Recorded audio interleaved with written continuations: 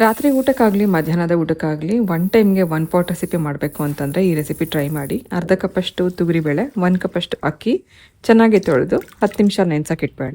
ಕುಕ್ಕರಲ್ಲಿ ಸ್ವಲ್ಪ ಎಣ್ಣೆಯಲ್ಲಿ ಸಾಸಿವೆ, ಜೀರಿಗೆ ಇದೆರಡು ಸಿಡಿದ ನಂತರ ಸ್ವಲ್ಪ ಬೆಳ್ಳುಳ್ಳಿ ಹಾಕಿ ಫ್ರೈ ಮಾಡಿಕೊಂಡು ಸ್ವಲ್ಪ ಇಂಗು ಹಾಗೆ ಕಟ್ ಮಾಡಿ ಇಟ್ಕೊಂಡಿರುವಂಥ ಈರುಳ್ಳಿ, ಟೊಮೆಟೊ, ಕರಿಬೇವು ಹಾಕಿ ಫ್ರೈ ಮಾಡ್ಕೊಳ್ಳೋಣ. ಇದು 1 ನಿಮಿಷ ಫ್ರೈ ಮಾಡ್ಕೊಂಡ ನಂತರ 1/4 ಸ್ಪೂನ್ ಅರಿಶಿನ, 1 ಸ್ಪೂನಷ್ಟು ರೆಡ್ ಚಿಲ್ಲಿ ಪೌಡರ್ ಹಾಗೆ ಒಂದು 3 ಸ್ಪೂನಷ್ಟು ನಮ್ಮ home made sambar premix powder ಹಾಕಿದ್ದೀನಿ. ಸಾಂಬಾರ್ ಪ್ರೀಮಿಕ್ಸ್ ಪೌಡರ್ ಇಲ್ಲ ಅಂತಂದರೆ ನೀವು ಸಾಂಬಾರ್ ಪೌಡರ್ನೇ ಉಪಯೋಗಿಸ್ಕೋಬೋದು. ನಂತರ ರುಚಿಗೆ ಉಪ್ಪು ಹಾಕಿ 1 ನಿಮಿಷ ಫ್ರೈ ಮಾಡ್ಕೊಂಡ ನಂತರ ಅಕ್ಕಿ ಮತ್ತು ಬೇಳೆನೂ ಹಾಕಿ ಚೆನ್ನಾಗಿ 1 ನಿಮಿಷ ಹುರ್ಕೊಂಡು ಇದಕ್ಕೆ 3 ಪಟ್ಟಷ್ಟು ನೀರು ಹಾಕೋಬೇಕು. ನಾವು ಎಷ್ಟು ಅಕ್ಕಿ ಬೇಳೆ ತೊಗೊಂಡಿದ್ದೀವಿ ಅದಕ್ಕೆ 3 ಪಟ್ಟಷ್ಟು ನೀರು ಹಾಕಿ ಚೆನ್ನಾಗಿ ಮಿಕ್ಸ್ ಮಾಡಿ ಲಾಸ್ಟಲ್ಲಿ ಅರ್ಧ ಸ್ಪೂನಷ್ಟು ಬೆಲ್ಲದ ಪುಡಿ ಹಾಕಿ ಒಂದ್ಸತಿ ಮಿಕ್ಸ್ ಮಾಡಿ ಕುಕ್ಕರ್ಲಿ ಕ್ಲೋಸ್ ಮಾಡಿ 3 ವಿಸಿಲ್ ಕೂಗಿಸ್ಕೊಂಡ್ರೆ ಒಂದೊಳ್ಳೆ ರುಚಿಯಾಗಿರುವಂಥ 1 ಪಾಟ್ ರೈಸ್ ರೆಡಿ ಆಗುತ್ತೆ. ನಾನು ಇದನ್ನು ರಾತ್ರಿ ಊಟಕ್ಕೆ ಮಾಡಿದ್ದೆ.